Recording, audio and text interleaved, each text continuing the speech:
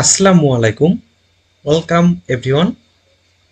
I'm going to start Arduino course for beginner. So, what is Arduino? Well, Arduino is an open source electronics platform based on easy to use hardware and software.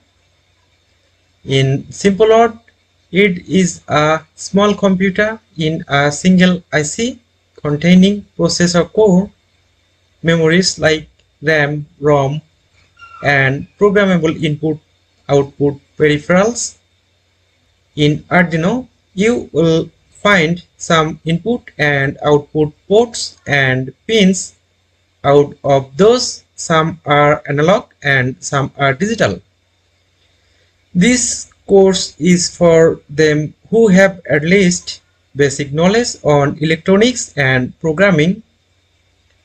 If you don't have an Arduino right now, no worries for that. I'll show you in simulation, but must have an Arduino and other components as soon as you can. See you in another video inshallah. Till then, take care. Allah Hafiz.